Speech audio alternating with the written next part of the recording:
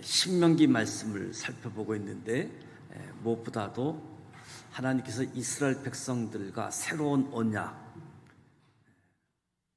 출애굽기 19장부터 레위기의 말씀, 민수기 10장 10절까지 시내산에서 약 1년간 머물면서 주어졌던 말씀들이죠.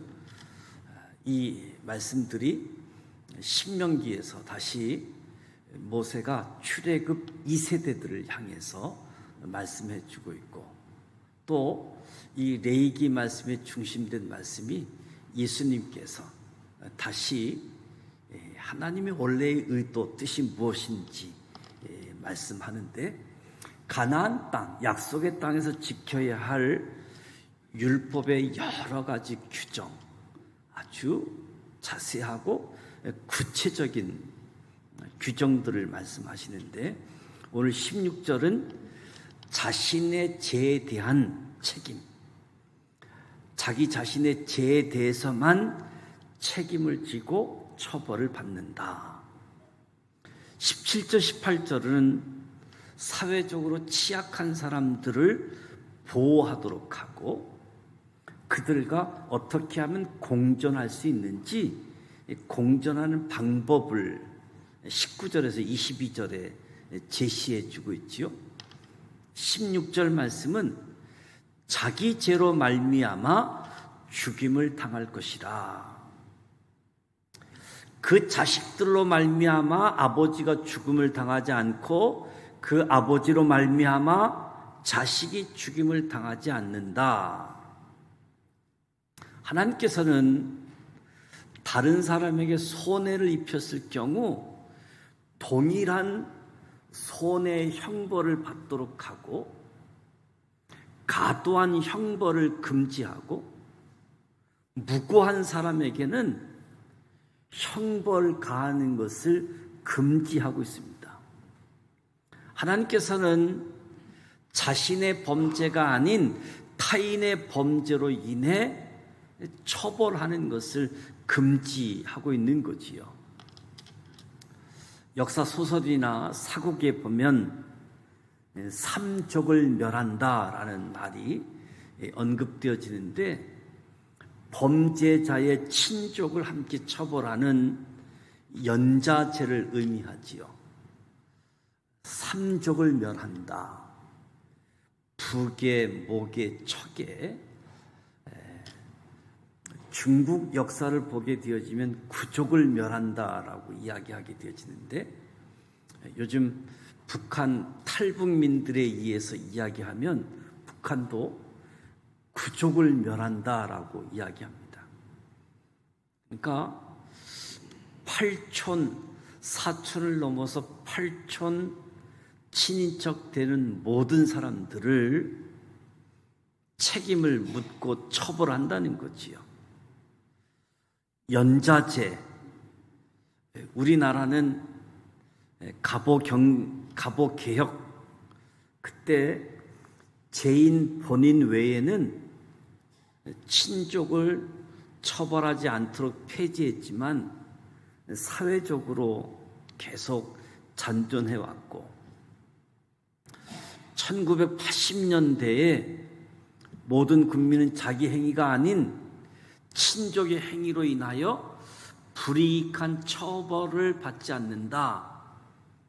헌법 조항을 신설하면서 공식적으로 폐지되어졌지요. 그러니까 무고한 사람의 생명, 삶을 연자죄라고 하는 것을 사용해서 빼앗게 되어지는, 책임이 전혀 없는 친족들까지 형벌을 가하는 아주 과도한 응징으로 무고한 사람의 생명, 삶을 빼앗는 결과를 낳았습니다. 죄에 대한 사회적인 공분, 공명심이 아무리 크다라고 할지라도 책임이 없는 사람에게까지 형벌을 가해서는 안 된다.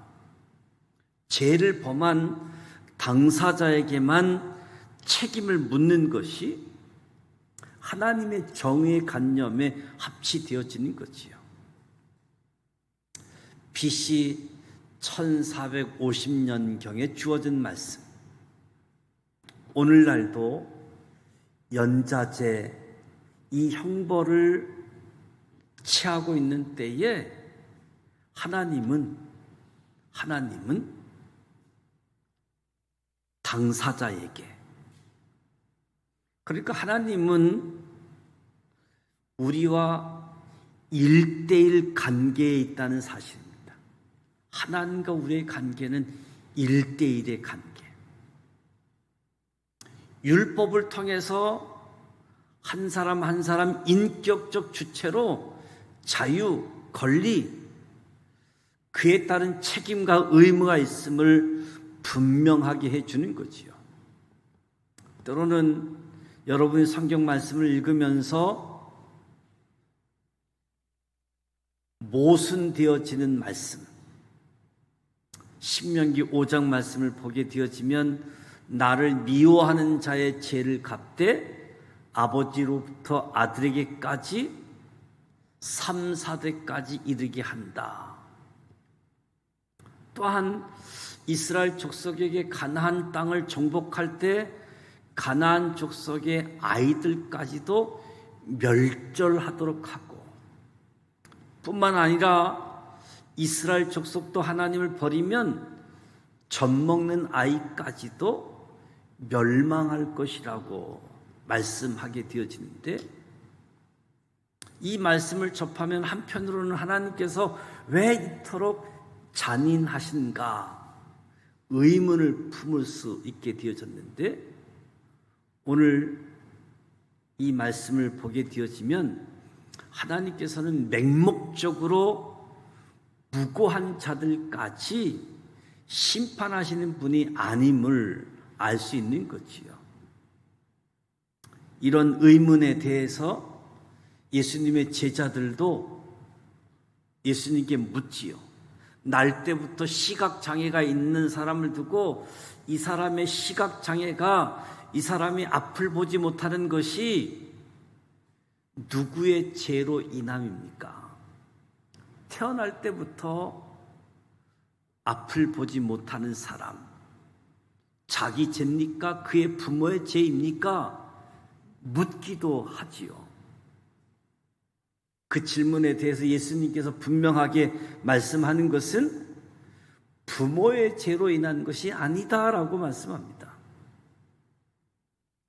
하나님께서는 부모의 죄에 대한 처벌을 자녀에게 내리거나 무고한 사람에게 형벌을 내리지 않는다. 이런 면에서 하나님과 1대1의 관계, 각 사람은 자기 죄 때문에 형벌을 받는다는 거지요. 아버지와 자식 관계에 있어서조차 서로의 죄에 대한 책임을 짓지 않도록 하는 이유는 우리 모든 인간 한 사람 한 사람 하나님 앞에서 독립된 인격체, 독립된 인격체로 창조되어졌기 때문에 모든 인간은 가족, 교회의 일원으로서 하나님과 관계를 맺는 것이 아니라 오직 하나님과 1대1 독립적인 관계를 맺고 있다는 거지요. 저와 여러분이 어떤 집단의 일원으로서, 이 지산교회 공동체의 일원으로서 하나님과 관계를 맺고 있는 것이 아니라 하나님과 1대1 독립적인, 하나님과 내가 개인적인 관계를 맺고 있다는 거지요. 그래서 자신의 죄 때문에 처벌받는 것도, 또 하나님이 의로 여겨주신 의에 대한 상급도 1대1로 받게 되어지는 겁니다. 나를 미워하는 자의 죄를 갚되 아비로부터 아들에게로 3세대까지 이르게 하거니와 나를 사랑하고 내 계명을 지키는 자에게는 천대까지 은혜를 베푼다. 죄 없는 3, 4대를 징계하시겠다는 말씀이 아니라 그 3, 4대 자손들이 조부가 지은 죄의 영향을 받을 수밖에 없다는 겁니다. 성경을 보면 실제로 조상의 죄 때문에 후손들이 심판을 받는 경우는 없습니다.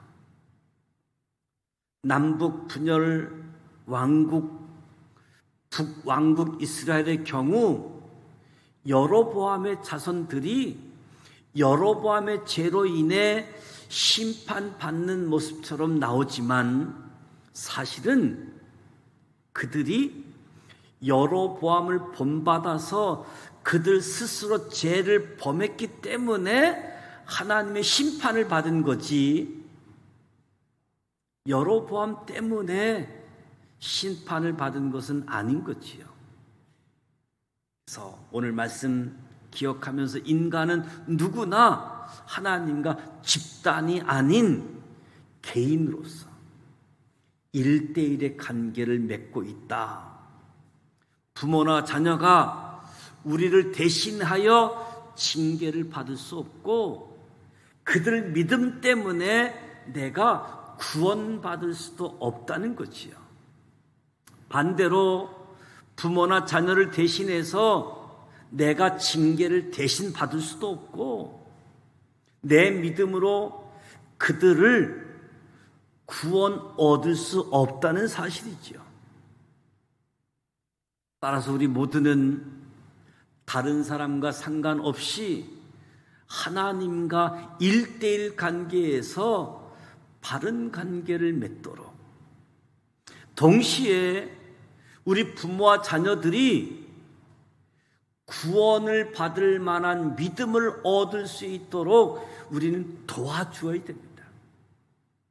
그분들이 나의 믿음처럼 하나님의 은혜로 예수 믿고 제사함 받고 하나님의 자녀로 살아갈 수 있도록 모든 사람 각각 하나님과 1대1 관계를 맺을 수 있도록,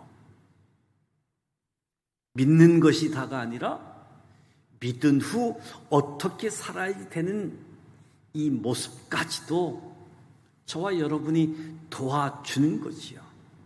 성경 말씀을 통해서도 도와주는 것이고 우리의 삶의 모습을 통해서도 아하, 이렇게 사는 것이구나, 저분처럼 살아야 되는 것이구나 보여줘야 되는 거지요.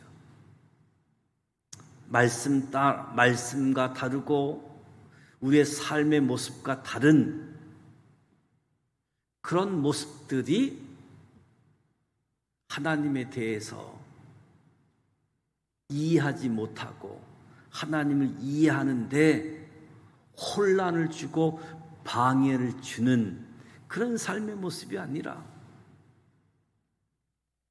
하나님의 말씀과 그 말씀을 따라 살아가는 우리의 삶의 모습이 아주 단순하게 저분처럼 신앙생활을 그리고 사회생활을 보여주는 것, 도와주는 것이지요. 그래서 하나님과 1대1 관계, 자기 죄로 인하여 자기가 형벌을 받고 자기 믿음, 자기 의를 통해서 하나님으로부터 상급받는 것은 하나님과 나와 1대1 관계이다. 그러니까 우리 부모님이, 우리 자식들이 신앙생활을 잘한다 매우 중요하지만 그것의 결과가 나와 직접적인 관계는 없다는 거죠. 부모님의 좋은 신앙, 자녀들의 좋은 신앙에 영향을 본받아서 우리도 하나님 앞에 아름다운 모습으로 나아가는 거지요. 17절 18절 말씀에 보면 가부의 옷을 전당 잡지 말라라고 이야기합니다. 하나님께서는 이스라엘 백성들에게 객이나 고아의 송사를 억울하게 말고 가부의 옷을 전당 잡지 말라고 명령하면서 애굽 땅에서 종되었던 우리를 속량하신 그 사실을 기억하라라고 말씀합니다. 하나님은 이스라엘 백성들에게 사회적 약자를 보호하고 은혜 베풀 것을 명령하면서 타국에서 종되었던 자신들을 은혜 베풀어 주신 하나님의 은혜를 기억하라라고 명령합니다. 그 명령의 이유는 은혜를 아는 사람만이 타인에게 은혜를 베풀 수 있기 때문에, 은혜를 알지 못하는 사람은 또 다른 사람에게 은혜를 베풀 수 없기 때문에 은혜 받았다는 사실을 알고 기억하고 다른 사람들에게 은혜를 베풀도록, 은혜를 알지도 못하고 기억하지 못하는 사람은 은혜를 베풀 수 없다는 사실이지요. 어떻게 아무에게도 은혜 받지 않았다고 생각하는 자가 다른 사람에게 은혜를 베풀 수 있겠습니까? 어떻게 받지 않은 것을 타인에게 줄 수 있겠습니까? 자신이 은혜 입은 자인 것을 알고 그 사실을 기억하라. 기억한 사람만이 타인에게 은혜를 베풀 수 있다. 예수님을 만나서 변화되어진 삭개오가 자신의 소유의 절반을 가난한 사람들에게 나누어 주면서 또 자신이 토색한 재물에 대해서는 4배로 갚겠다고 결심하게 되어지는 것은 자신이 예수님께 받은 은혜를 알고 내가 은혜 받은 자라는 사실을 알았기 때문에 그런 결심, 그런 고백을 하는 거지요.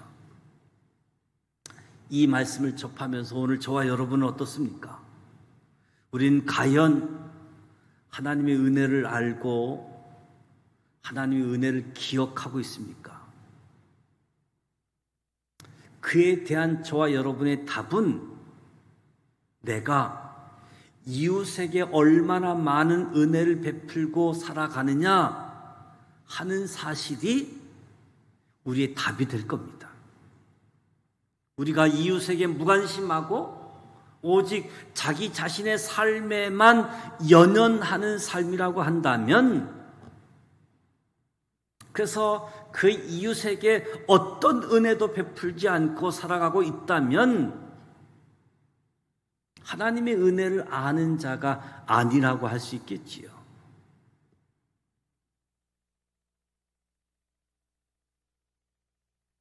개인의 자유와 권리를 전제하면서도 은혜를 받은 것을 알고 기억하라라고 말씀해 주고 있음을 보게 되어집니다. 무엇보다도 저와 여러분의 삶이 은혜를 베푸는 삶을 통해서 저 사람은 하나님의 은혜를 알고 하나님의 은혜를 기억하는 사람이다, 이렇게 증명해내는 삶이 되어질 수 있기를 축복합니다. 17절에서 22절도 한 사람 한 사람 재산을 소유할 수 있습니다. 그리고 누구든지 재산을 자유롭게 사용하고 처분할 수도 있는 거지요. 그런데 문제는 오늘 우리 실제의 삶에 있어서 불평등이 존재하고 자유와 권리를 누리지 못하는 사람이 발생하고 있다는 겁니다.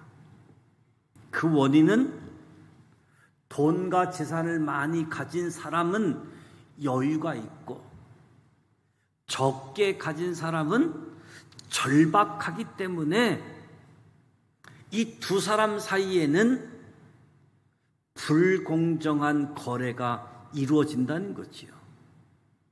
여유가 있는 사람은 자신에게 유리하지 않으면 거래하지 않아도 되는 거지요. 그런데 아주 절실한 사람은 불리해도 거래할 수밖에 없습니다. 그렇다 보니 가진 사람은 더 많이 가지게 되어지고 적게 가진 사람은 더 적게 가지게 되어지는 거지요. 이것 때문에 누구든지 재산을 소유할 수 있고 자기 마음대로 처분도 할 수 있고 사용할 수 있지만 이것 때문에 형식적으로는 평등하지만 실제로는 평등하지 않은 상태가 되고 이 상태를 그냥 내버려 두기 때문에 노예가 생기게 되어지는 거지요. 이런 문제가 오늘 현대사회에서 사회적인 양극화, 인간의 소외 현상이 나타나게 되어지는 거지요. 이런 문제를 해결하기 위해서 우리 인류의 역사는 많은 시행착오를 겪어왔습니다. 모든 사람의 자유와 권리를 보장하며 극대화시켜 보기도 했고 반대로 개인적으로는 재산을 소유하지 못하도록 아주 적극적으로 마음대로 가질 수도 있게 해봤고 아예 재산을 소유하지 못하도록 하기도 했습니다. 이러한 과정을 거치면서 지금은 대다수의 나라가 개인의 이 자유, 개인의 권리를 보장하되 제한을 두면서 약자를 보호하고 있는 거지요. 자유와 권리를 보장하되 제한을 두면서 약자를 보호하고 있습니다. 17절에 고아, 객, 가부는 당시 사회에서 절대적인 약자의 대명사입니다. 고아, 객, 가부, 약자라는 말. 그래서 하나님께서 개인의 권리와 자유를 보장하되 이 약자들을 위해서 제한하도록 하신 거지요. 가진 자와 없는 자가 어떻게 공존해서 함께 살 수 있는가 방법을 말씀해 주시는 거지요. 옛날 사회에서는 어린이 여자는 인구 계수에도 들어가지 않는 그런 존재인데 아버지도 없는 아이, 남편이 없는 여자는 더더욱 취약한 약자의 사람들이지요. 객이라고 하는 것은 이스라엘 족속들과 함께 거주하는데 이민족, 외국인, 여행자를 지칭한 것이요. 오늘 우리 사회에서도 다양한 이유 때문에 자기 나라를 떠나 타국에 거주하는 이 한국에 거주하는 사람들을 이야기할 수 있는 거지요. 이런 약자들을 보호하기 위해서 기득권을 가진 사람들의 자유, 권리를 일정 부분 제한하는 것을 이야기합니다. 사실 고아와 객, 부당한 차별, 학대를 당하기가 쉽습니다. 그래서 소송을 당하더라도 증인이나 변호할 능력이 부족해서 공정한 재판을 받기도 어렵습니다. 그래서 이 사회적 약자는 일반 사람들의 송사와 동일하게 취급할 수가 없는 거지요. 형식적으로는 평등하지만 부당한 차별 학대가 이루어지고 있는 모습이지요. 특히 17절 후반절에 옷은 전당품으로 잡지 말라라고 이야기하는데, 옛날 옷은 사람이 가지고 있는 소유물 중에 마지막 보루와 같은, 가부가 옷을 담보로 잡는다라고 하는 것은 인간적 체면과 이선보다 생존이 더 절박한 상황을 의미하는 거지요. 체면, 위신보다 생명, 생존. 그래서 가부가 옷을 담보로 잡힌다라고 할 때 저당 잡아서는 안 된다. 그렇다고 다른 것을 저당 잡으라고 하는 것도 아닙니다. 옷을 저당 잡을 수 없으니 빈손으로 돌려보내라고 하는 것도 아닙니다. 이럴 경우 저당 받지 말고 저당 물품 없이 음식이나 돈을 빌려주거나 무료로 제공해 주라는 말씀인 거지요. 그래서 하나님은 모든 사람에게 동일한 잣대를 대는 형식적인 정의가 아니라 약자, 소외된 사람을 배려해서 실질적인 정의가 이루어지기를 원하는 거지요.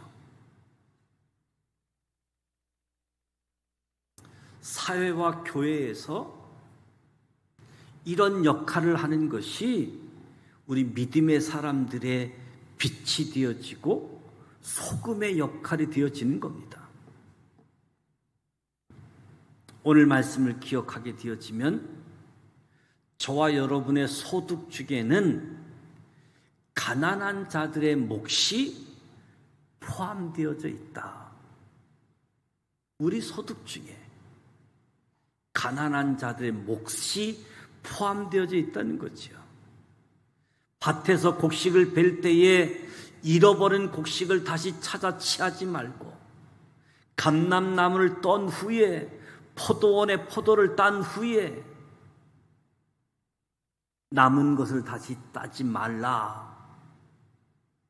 이는 객을 위해서, 고아와 가부를 위해서, 가난한 자들을 위한 배려였습니다.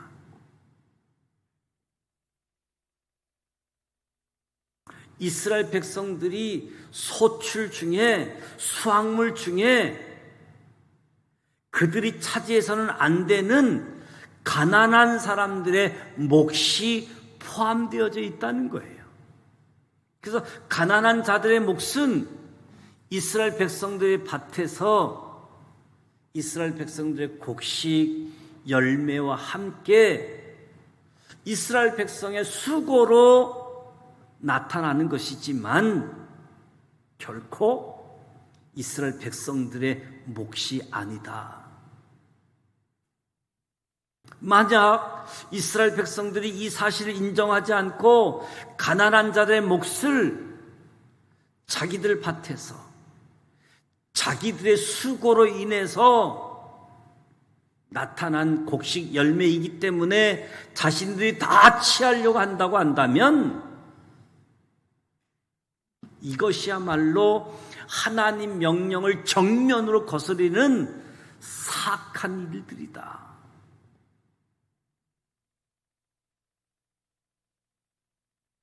이것이야말로 애굽에서 하나님의 은혜를 경험한 이 은혜를 망각한 배은망덕한 일이다라고 말씀하는 겁니다. 따라서 이스라엘 백성들은 하나님의 명령대로 자기들을 수고하고 땀 흘리고 심고 자라고 가꾸게 하고 열매를 맺는 곳에 가난한 자들의 몫이 있음을 기억하고 가난한 사람들에게 돌려주어야지만 했다. 오늘 저와 여러분의 소득 중에서도 가난한 자들의 몫이 포함되어져 있다라고 하는 것을 기억하시기 바랍니다. 이 사실을 인정하고 가난한 자들에게도 돌려주게 되어질 때, 나누어 주게 되어질 때 하나님께서 우리에게 더욱 많은 은혜, 더 많은 복을 주시겠다고 약속해 주고 계시는 거지요. 그렇지 않으면 소득을 내가 수고했고 내가 얻은 결과이기 때문에 오직 나 자신만을 위해 사용한다고 한다면 하나님으로부터 책망을 받고 이미 받은 은혜와 축복도 놓치게 되어질 것이다. 오늘 이 말씀을 기억하면서 오늘 우리 사회에서 소외되고 약한 자들을 돌보고 배려해 주라라고 거듭거듭 말씀하고 있는 거지요.